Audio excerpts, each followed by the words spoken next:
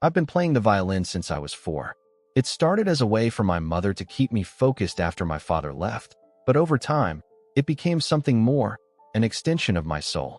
I wasn't just playing music. I was feeling it, letting the bow translate the stories I didn't know how to tell with words.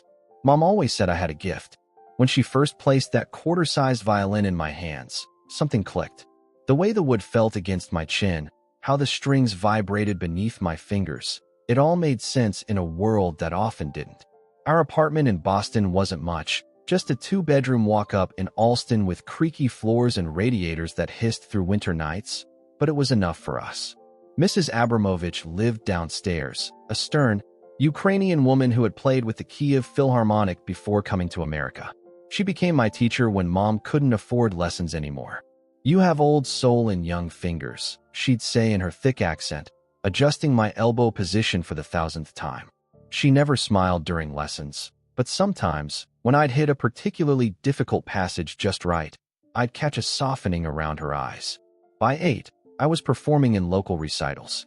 By 10, I was accepted into Boston's Young Artist program, where I spent every Saturday in rooms filled with other kids who spoke the language of music as fluently as I did. At 12, people started using that word, prodigy. That word never sat well with me. I was just a kid trying to make sense of the world through strings and notes. "You're channeling something bigger than yourself, Lily," my mother would say, her eyes glistening after performances. She worked double shifts at Mass General Hospital as a nurse to pay for everything. The better violin I needed as I grew, the sheet music, the program fees. She never complained, but I saw the exhaustion in the slight stoop of her shoulders when she thought I wasn't looking. Throughout middle school and into high school, while other kids were discovering parties and dating, I was discovering Paganini and St. Saëns. I didn't mind. When I played, I wasn't the awkward girl with secondhand clothes and a single mom. I was someone else entirely. Someone powerful. Someone who could make an entire room hold their breath. Mr. Jenkins, the director of the Young Artist program, took a special interest in my development. "You don't just play the notes, Lily," he told me one day after I'd performed Mendelssohn's Violin Concerto in E minor. "You tell their stories." He was the one who pushed me to start composing my own pieces, to find my own voice within the classical structure I'd been trained in. The first compositions were simple, derivative, echoes of the masters I'd studied for years. But slowly, something changed. Melodies started coming to me from nowhere, in dreams, while walking home from school, sitting on the T headed downtown. They felt both foreign and familiar, like memories of places I'd never been. This year, I was selected to perform a solo at the annual Harmonia Recital, a prestigious event where young talents were invited to showcase their music in front of the city's elite. The selection committee had heard one of my original pieces during my audition and specifically requested I perform it. I was nervous, not because of the crowd, but because of the piece I had chosen, something that had come to me in a dream, then kept coming back until I had no choice but to write it down. The melody felt ancient and intimate, like it belonged to someone else. It had a soft beginning, like a whisper from the past, growing into a cascade of emotions I didn't fully understand. I called it Whispering Light. I didn't know why. I just knew it was right. In the weeks leading up to the recital, I practiced until my fingertips were numb and calloused beyond their usual hardness. Mom would bring me tea with honey, gently suggesting I take breaks. "The music will still be there tomorrow, sweetheart," she'd say. But I couldn't stop. The piece demanded perfection. No, more than that. It demanded surrender. Mrs. Abramovich listened to me play it once, just once. She sat in silence afterward, her weathered hands folded in her lap. "Where did you hear this?" she asked finally. I told her I hadn't heard it anywhere. It had just come to me. She studied my face for a long moment before nodding. "Music like this," she said slowly, "it chooses its messenger." The night before the recital, I dreamt of a woman I'd never seen before. She was sitting at a piano in a sunlit room, playing the very melody I had written. She turned to me and smiled, as if we shared a secret. I woke up with tears on my face, though I didn't know why. When I picked up my violin that morning, the piece had changed somehow. It was the same notes, the same structure, but it felt complete in a way it hadn't before, like the final piece of a puzzle had clicked into place. Mom drove me to Symphony Hall in her old Honda Civic, reaching over to squeeze my hand at red lights. "Whatever happens tonight," she said, I'm already so proud of you. I nodded, the violin case on my lap, feeling both lighter and heavier than usual. It wasn't just an instrument anymore. It was a bridge to something I couldn't yet understand. The backstage was a mix of chaos and excitement. Musicians tuning instruments, whispered encouragements, and the soft rustle of sheet music. Symphony Hall's backstage area always reminded me of a beehive, narrow hallways and small practice rooms branching off in every direction, all buzzing with nervous energy. I found a quiet corner, away from the commotion.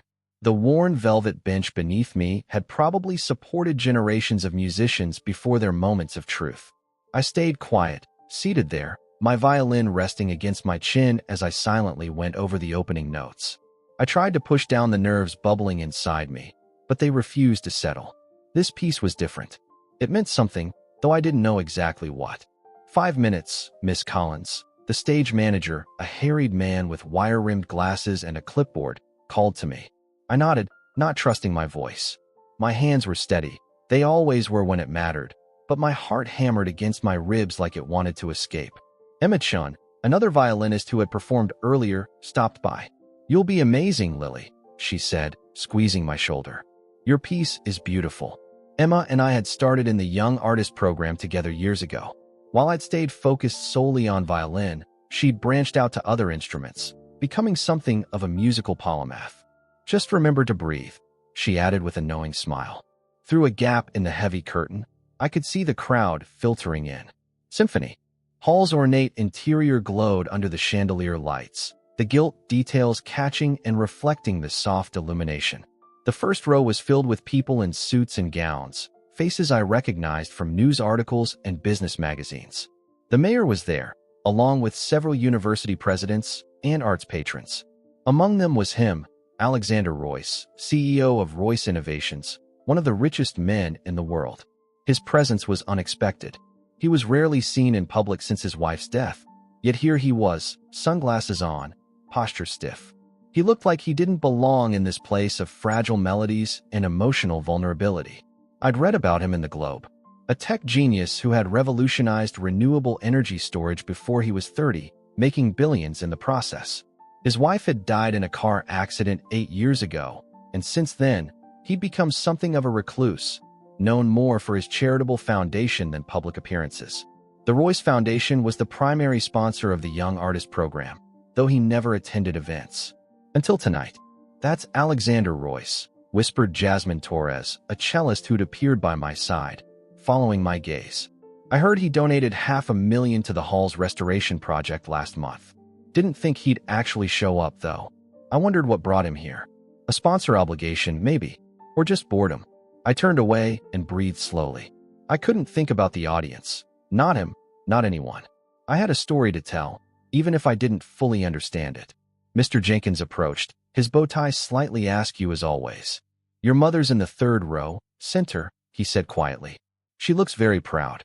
He paused, studying my face. "Are you ready, Lily?" Was I? The piece had taken on a life of its own during practice, sometimes flowing differently than I'd written it, as if it were guiding me rather than the other way around. "I think so," I answered, surprising myself with how calm my voice sounded. He nodded, seemingly satisfied. "Trust yourself. Trust the music." He'd been saying that to me for years, but tonight, the words carried more weight. This piece, it's something special. I've never heard anything quite like it. The stage manager reappeared, gesturing urgently. "You're up, Miss Collins." I stood, smoothing down the simple black dress Mom had helped me pick out. Nothing flashy, letting the music be the focal point. As I moved toward the stage entrance, I caught a glimpse of myself in a tarnished mirror hanging on the wall. I looked different somehow. Older, maybe, or just more present. The applause for the previous performer faded. The stage manager gave me a nod. This was it. Once I stepped through that curtain, there would be no turning back. The piece would be released into the world, no longer just mine. Something made me look through the curtain one last time. Alexander Royce had removed his sunglasses, rubbing his eyes as if tired. For a brief moment, he looked up toward the stage, and though he couldn't see me, I felt a strange connection, like a thread of understanding stretching between us. "Miss Collins," the stage manager prompted. I took a deep breath and stepped forward. The heat of the stage lights hit me immediately. The audience was a sea of indistinct faces beyond the glare, though I could make out Mom in the third row, just where Mr. Jenkins had said she'd be. She gave me a small nod of encouragement. The concert master approached, shaking my hand, as was customary. "The stage is yours," he said, stepping back. I settled into position at center stage. The weight of my violin against my shoulder was comforting, familiar. I raised my bow, held it suspended for a moment as silence descended over the hall. In that pause, I closed my eyes briefly and again saw the woman from my dream, sitting at her piano, smiling at me. When I opened my eyes, they landed directly on Alexander Royce in the front row. His posture had changed. He was leaning forward slightly, an intensity in his expression I couldn't interpret. For a heartbeat, I faltered. Then I remembered Mrs. Abramovich's words. Music like this chooses its messenger. I wasn't just playing a piece I'd composed. I was delivering something that had chosen me as its vessel. And once I stepped on that stage, there would be no turning back. As I walked onto the stage, the lights hit me like a wave. The audience disappeared behind the glare, and all that remained was me and my violin. I took a deep breath, closed my eyes, and lifted my bow. The first note slipped into the air like a secret, fragile and trembling. Then came the rest, weaving into each other like threads in a memory. The piece began just as I'd written it. That whisper from somewhere far away, tentative at first, as if testing the air of the concert hall. The acoustics of Symphony Hall caught each note and carried it upward, toward the coffered ceiling with its golden details glinting in the light. Something strange happened as I played. The melody began to shift under my fingers, subtle changes emerging that I hadn't planned. It wasn't that I was making mistakes. It was more like the music was revealing itself to me in real time, showing me what it was meant to be all along. I followed where it led, surprised yet somehow not surprised at all. The middle section of the piece, originally written as a series of questioning phrases that built in intensity, transformed into something more certain, more declarative. My fingers found notes I hadn't written, harmonies I hadn't planned, yet they felt inevitable, like they had always been waiting for this moment. I wasn't playing anymore. I was channeling something greater than myself. The audience faded even further from my awareness. The stage lights dimmed in my perception. In their place came flashes of images, a white piano in a sun-drenched room, hands that weren't mine moving across keys, a garden with roses climbing stone walls, a man's laughter. These visions came and went like fragments of someone else's memories, yet they felt oddly familiar, as if I'd seen them before in a dream. The music flowed through me rather than from me. My bow moved across the strings with a certainty I'd never felt before, drawing out sounds that seemed to exist somewhere between joy and sorrow. There was longing in this melody, but also peace, like the acceptance that comes after grief has been fully felt. In the final movement, the piece built toward its climax, a cascade of arpeggios that seemed to spiral upward, reaching for something just beyond grasp. Then, at the very peak, everything suddenly simplified into a single, pure line of melody. This was the part that had come to me most clearly in my dream, a theme so simple a child could hum it, yet carrying the weight of a lifetime's emotions. As I played those final phrases, tears slid down my cheeks, though I couldn't have explained why. The notes resonated with something deep inside me, not my own memories or feelings, but something I'd somehow been entrusted with. I wasn't just performing a piece I'd composed. I was returning something to where it belonged. The final note hung in the air, sustained and clear. I held my bow still, not wanting to break the spell, feeling as if the entire hall was holding its breath along with me. Then, slowly, I lowered my arm. For 3 heartbeats, there was complete silence. Then a sound broke it, not applause, but a sob. A single, ragged intake of breath from somewhere in the audience. I opened my eyes and looked out into the darkness beyond the stage lights.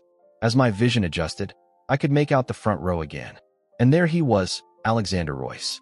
His glasses were off. Tears streamed down his face, and he wasn't trying to hide them. His hands trembled in his lap. In that moment, I knew something inside him had shattered, or maybe been healed. The audience erupted into applause, but it seemed distant, almost irrelevant. I couldn't look away from Alexander Royce's face, from the raw emotion there, so at odds with the composed, remote businessman I'd read about. He stared back at me with an expression of disbelief, of recognition, of something I couldn't name. I bowed mechanically, the way I'd been taught. One bow to the audience, one to the concertmaster, one final one to acknowledge the renewed applause. But my attention remained fixed on that man in the front row, who hadn't moved, who seemed frozen in a moment of revelation. As I straightened from my final bow, our eyes met directly. He mouthed something, not "thank you," or "bravo," or any of the usual platitudes. It looked like a name, a single word I couldn't make out from the distance. The stage manager appeared at the edge of the stage, signaling that it was time for me to exit. I turned away reluctantly, feeling as if I was leaving something unfinished. The applause followed me off the stage, along with that strange feeling of connection that had been established across the footlights. Backstage was a blur of congratulations. Mr. Jenkins embraced me, something he'd never done before. "Extraordinary," he kept saying. "Simply extraordinary." Emma and Jasmine and others from the program surrounded me, their voices overlapping in excitement. Mrs. Abramovich, who rarely attended performances, stood at the back of the group, her eyes knowing. "What happened out there?" Emma asked, her voice hushed with wonder. "It was like you weren't even here. Like the music was coming through you." I didn't know how to answer. How could I explain something I didn't understand myself? How could I tell them about the visions, the way the piece had seemed to rewrite itself under my fingers, the strange connection I'd felt with a man I'd never met? I just played what I heard. I said finally, which wasn't really an answer at all. Mom pushed through the crowd, her eyes shining with tears and pride. She wrapped her arms around me, holding me close. "That was beyond beautiful, Lily," she whispered against my hair. "Your father would have been so proud." It was rare for her to mention him, and the words caught me by surprise. As I stood there in my mother's embrace, surrounded by the buzz of excitement my performance had created, I felt oddly detached. Something had happened on that stage, something I couldn't explain. The music had taken me somewhere else, or perhaps brought something else to me. And somehow, Alexander Royce was connected to it all. Minutes later, a staff member came rushing toward me. His tie was askew, and he looked flustered. "Miss Collins," he said, glancing at a clipboard to confirm my name. "Mr. Royce wants to see you. Personally." After the performance, the applause was thunderous, but I barely heard it. My eyes kept drifting back to the man in the front row.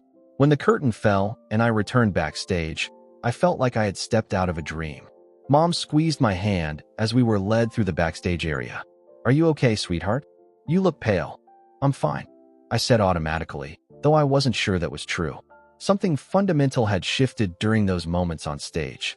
I felt both lighter and heavier, as if I'd been entrusted with something precious and bewildering.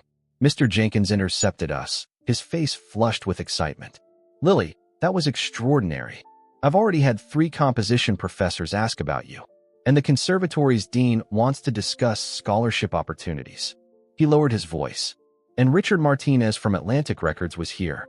He's interested in—" A staff member interrupted, appearing suddenly at my elbow. "Miss Collins? Mr. Royce wants to see you. Personally." The words felt heavy, inevitable. Mr. Jenkins's eyebrows shot up. "Alexander Royce?" He looked at me with new curiosity, as if trying to figure out what connection I might have to one of Boston's most enigmatic billionaires. Mom frowned slightly. "She's just 17, sir. I should accompany her." The staff member, his name tag read Kevin, nodded. "Of course, ma'am. Please, this way."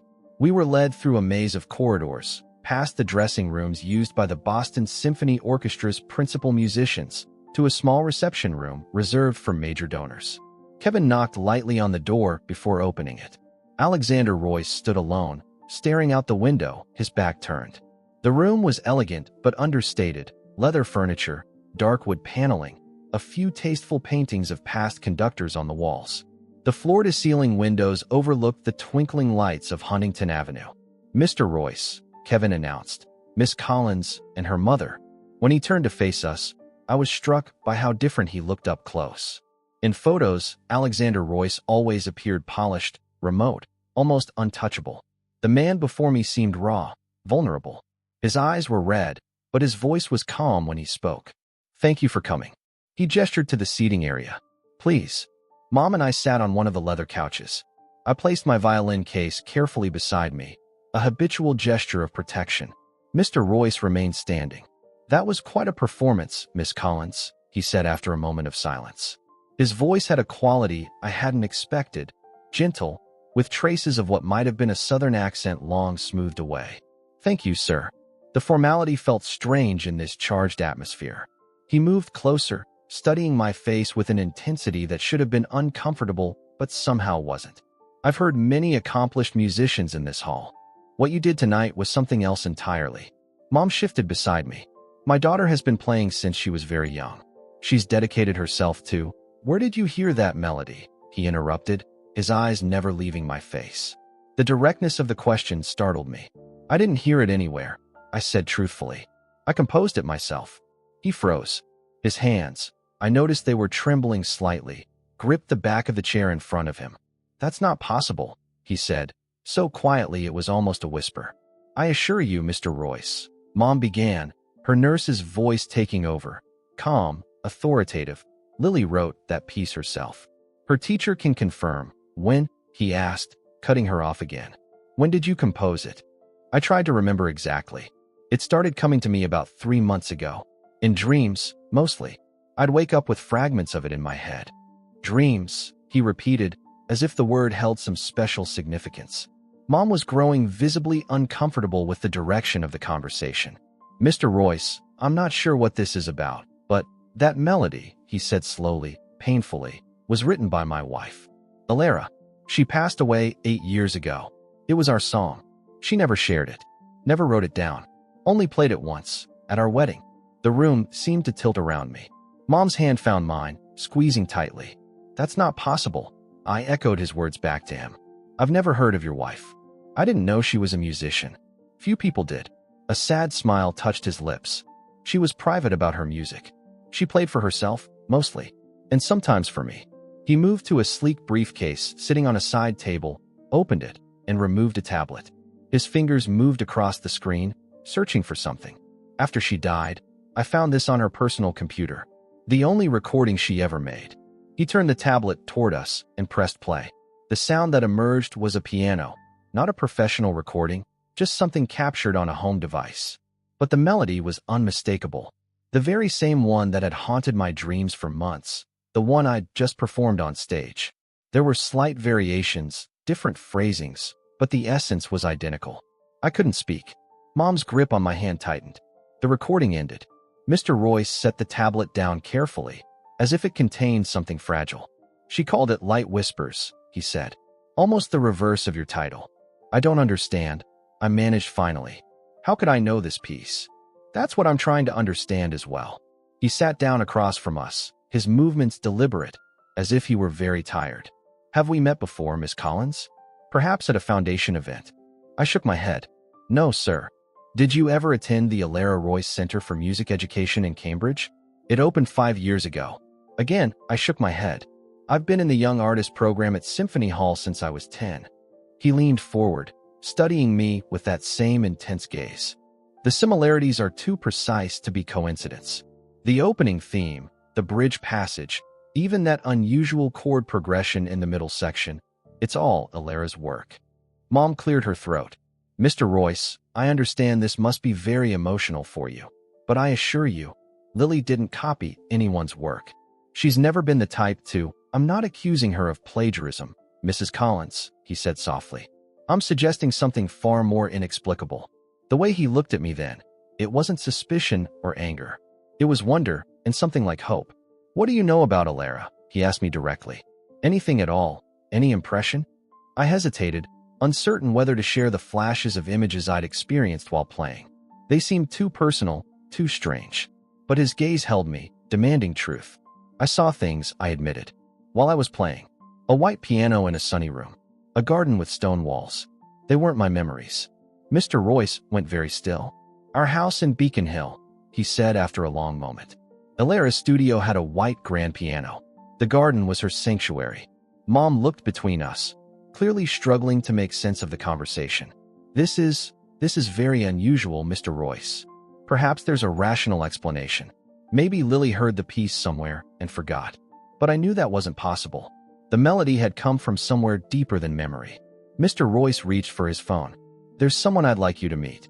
A professor at Harvard's Department of Psychology. She studies unusual connections. He paused, seeming to choose his words carefully. Would you be willing to talk with her? To try to understand what might be happening here. Before Mom could object, I found myself nodding. Yes, I want to understand. In that moment, I realized I'd been waiting for answers ever since the melody first appeared in my dreams. Answers to questions I hadn't even known how to ask. My heart raced. I couldn't speak. I didn't know how to explain it. I had never met his wife, never heard of her.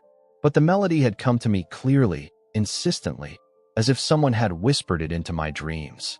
Professor Alicia Mercer's office at Harvard was nothing like I'd imagined. Instead of the stuffy, book-lined room I'd expected, it was open and airy, with large windows overlooking the Charles River. Wind chimes hung near an open window, creating gentle, random melodies as the spring breeze moved them. Music is mathematical, but it's also beyond mathematics, she said, pouring tea from a delicate ceramic pot.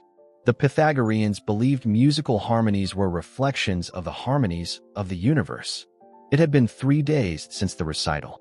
3 days of questions without answers, of lying awake remembering the look on Alexander Royce's face when he'd heard his dead wife's melody pouring from my violin. Professor Mercer wasn't what I'd expected either. With her silver-streaked dreadlocks and collection of colorful shawls, she looked more like an artist than a Harvard psychology professor specializing in what she called anomalous consciousness experiences. So you believe me?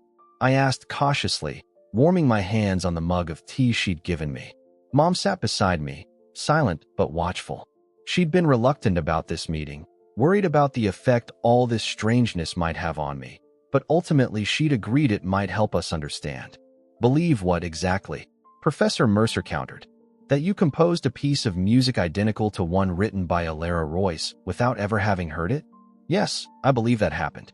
The recording evidence is clear. Alexander Royce sat across from us, his posture more relaxed than it had been at Symphony Hall, though tension still lined his face. The question is how, he said quietly. Professor Mercer smiled. That's where things get interesting.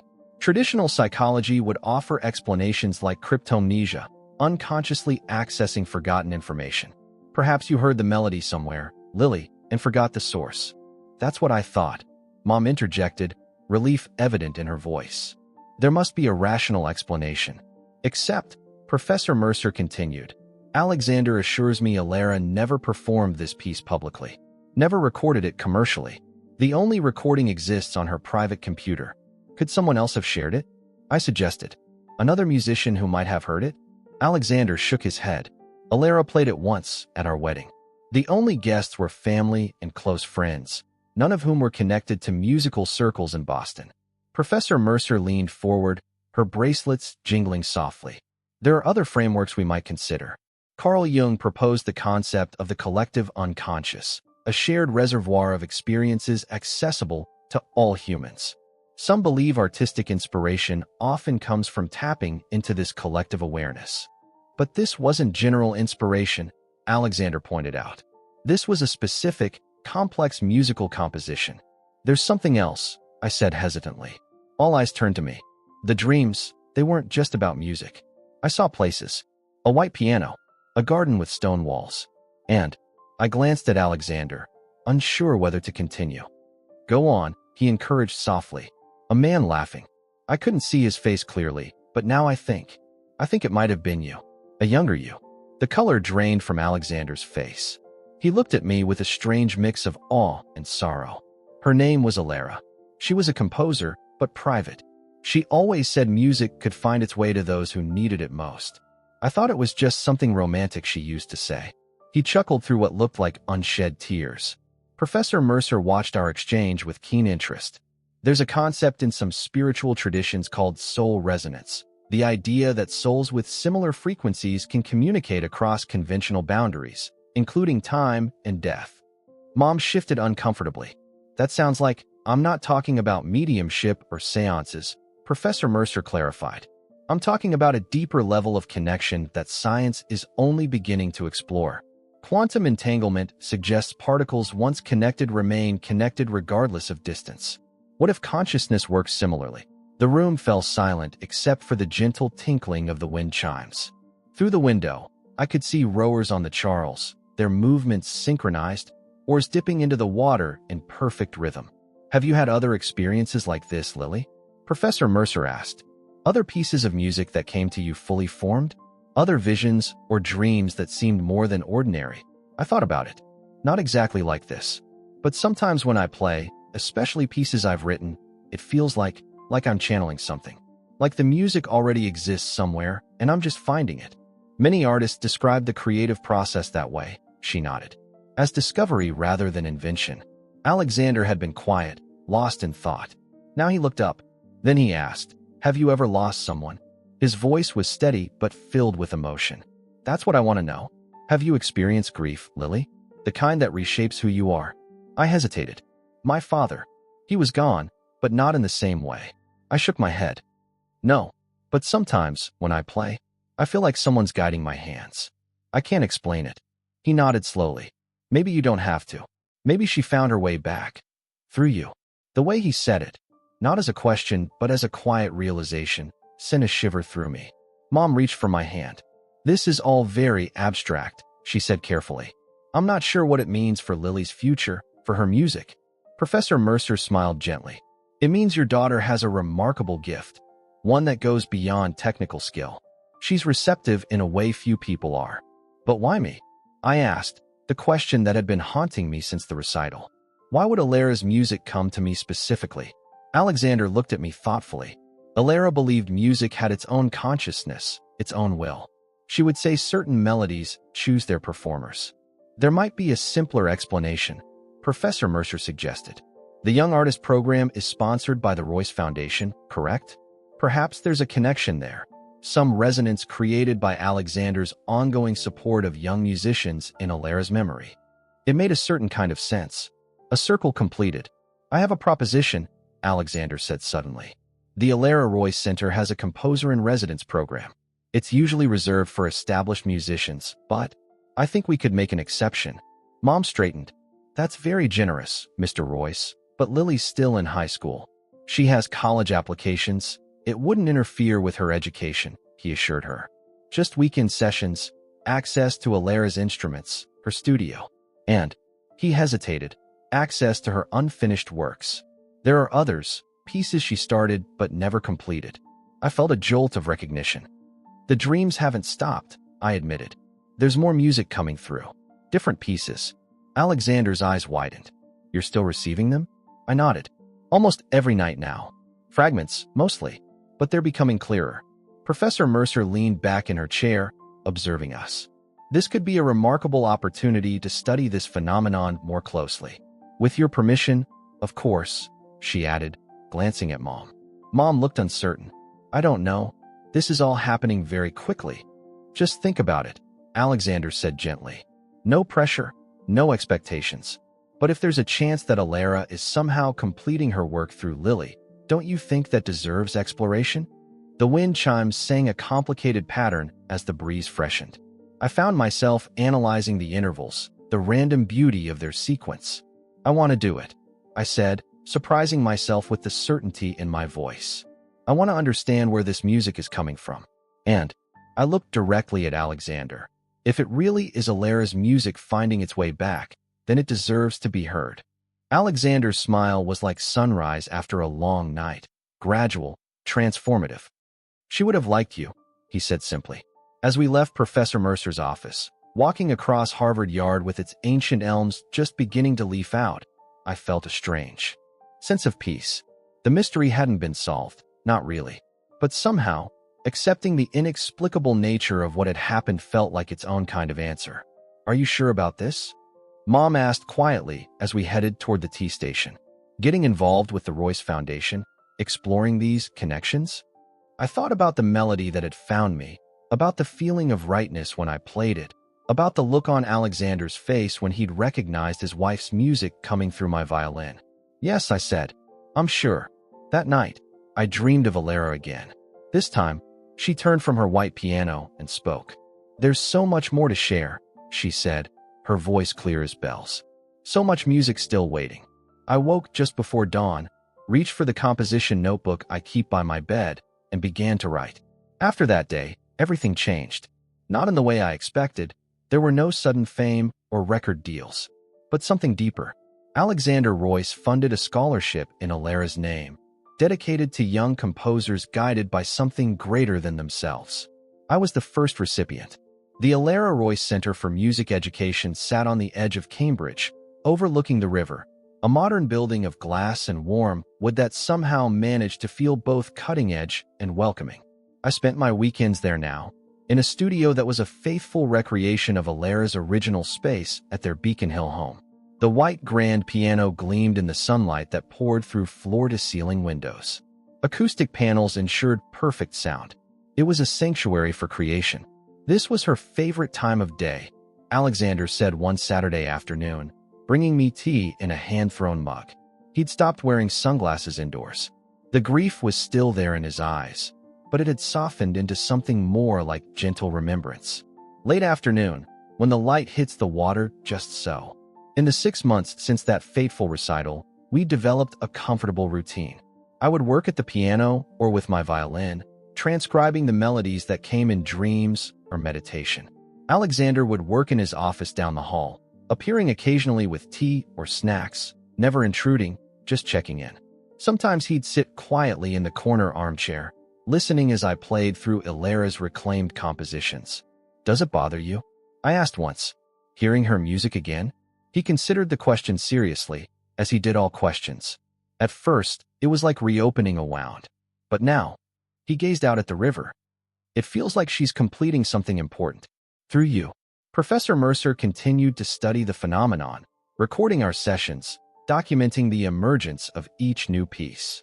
She brought in colleagues from the music department, specialists in composition who verified that the works were consistent with what they called a single artistic voice.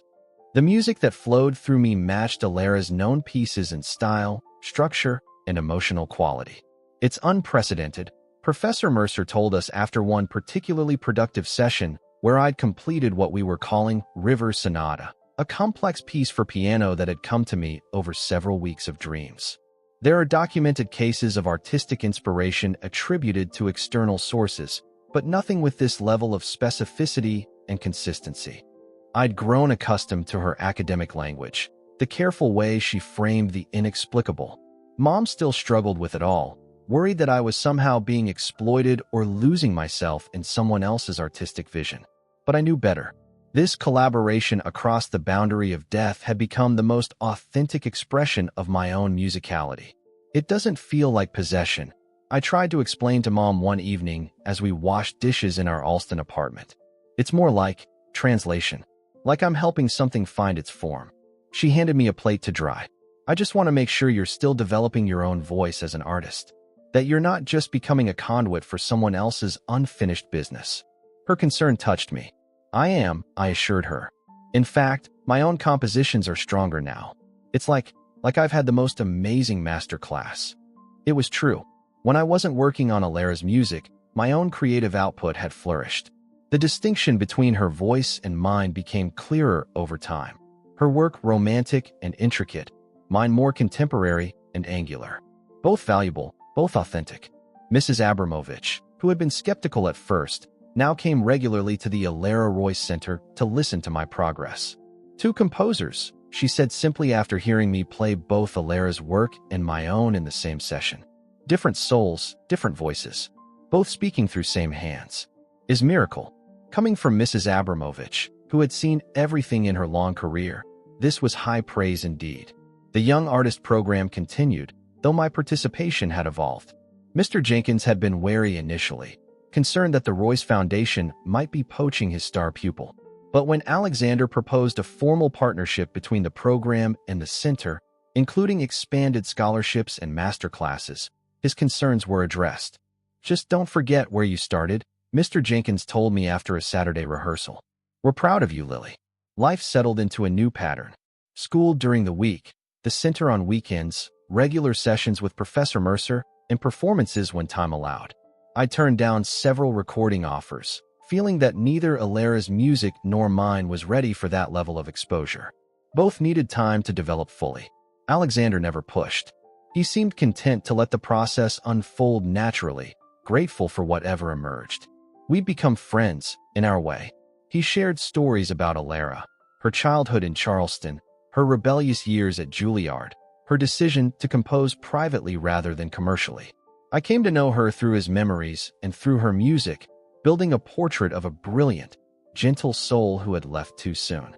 She would have been 43 next month, he said one rainy Sunday as we sat in the center's small cafe, watching sheets of water cascade down the glass walls. I used to dread her birthdays after she was gone. This year, I find myself looking forward to it. We'll have something to celebrate. Her music lives again. The night before Alara's birthday, I had the most vivid dream yet. She was in the studio with the white piano, but this time she wasn't playing. She was standing by the window, looking out at a garden I recognized from Alexander's descriptions, the one at their Beacon Hill home, with its stone walls and climbing roses. It's almost complete, she said without turning. The circle, the return. What do you mean? I asked, aware I was dreaming, but feeling more present than I'd ever felt in waking life. She turned then, and I saw her face clearly for the first time, fine-boned, with kind eyes and a determined mouth. Music isn't just sound, Lily. It's connection. Between notes, between hearts, between worlds. Why me? I asked the question that still lingered, despite everything. Her smile was gentle. The universe seeks balance. Alexander lost music when he lost me. You brought it back to him. But there's more to do, I said, somehow knowing it was true. She nodded. One final piece. The most important one. When I woke, I knew exactly what she meant. I called Alexander immediately, despite the early hour. I need to see all of her unfinished work, I said when he answered, skipping any greeting. Everything. Even the fragments you thought were too small to matter. There was a pause. There's a storage room at the center, he said finally. Boxes of her notes, sketches, half-finished scores. I couldn't look at them after she died. Today I insisted. We need to go through them today. We spent hours in that dusty room. Alexander opening boxes he hadn't touched in 8 years, me sorting through Alara's musical shorthand, recognizing patterns, seeing connections he couldn't. By evening, I understood what the final piece needed to be, not a solo work, but a concerto. A dialogue between violin and orchestra, between past and present, between grief and healing. It's going to take time, I told Alexander as we locked up the center that night. Months, maybe a year. Take all the time you need, he said simply. More importantly, I kept composing. I no longer doubted the strange melodies that came to me in dreams. I welcomed them. I honored them. And sometimes, when the world was quiet, I felt her presence, Alara's, guiding my fingers, whispering forgotten songs into my heart. The concerto premiered on the 10th anniversary of Alara's death. The Boston Symphony Orchestra performed it, with me as soloist. Alexander sat in the front row, as he had that first night, but this time there were no sunglasses, no rigid posture. He listened with his heart open, tears flowing freely as her final gift to him unfolded in the same hall where our journey had begun. Critics called it a masterpiece. A seamless collaboration between Collins and the late Royce, wrote the Globe's music reviewer, unaware of how literally true that was. The piece was recorded, then performed in New York, London, Berlin. Alara's music, once private, now belonged to the world. Professor Mercer published her findings in a respected psychology journal, careful to present the facts without overreaching in her conclusions. Whether one believes in supernatural connection or simply the profound mysteries of human creativity, she wrote, the Collins-Royce musical partnership represents a compelling case study in the porousness of artistic boundaries. That recital wasn't just a performance. It was a connection across time, a moment where music defied logic and reason to heal a broken soul. And I had been chosen, somehow, to be the vessel. What happens now? Alexander asked as we stood at Alara's grave after the premiere, the first time he'd visited in years. We'd brought white roses, her favorite. I thought about the dreams, which had grown less frequent but hadn't stopped entirely. I think she's at peace now. Her work is complete. I paused. But mine is just beginning. He nodded, understanding. The Scholarship Foundation will continue. Other young musicians, other voices, other connections, I added. As we walked back through the cemetery, golden autumn leaves crunching beneath our feet, I felt a sense of completion, of rightness. The mystery of how Alara's music had found me might never be fully explained, but perhaps it didn't need to be. Some connections transcend explanation. My own compositions continued to evolve, influenced by, but distinct from Alara's work. I entered Juilliard the following fall, carrying both her legacy and my own emerging voice. Mom relocated to New York to be near me, taking a position at a Manhattan hospital. Mrs. Abramovich insisted on continuing my lessons via weekly video calls. "Distance is nothing," she declared. "Music connects all." Sometimes, late at night in my dorm room, I'd play Alara's melodies softly on my violin, a private communion with that gentle presence that had changed my life. The music would flow through me, around me, between worlds, just as she had said. And somewhere, I believed, she was listening.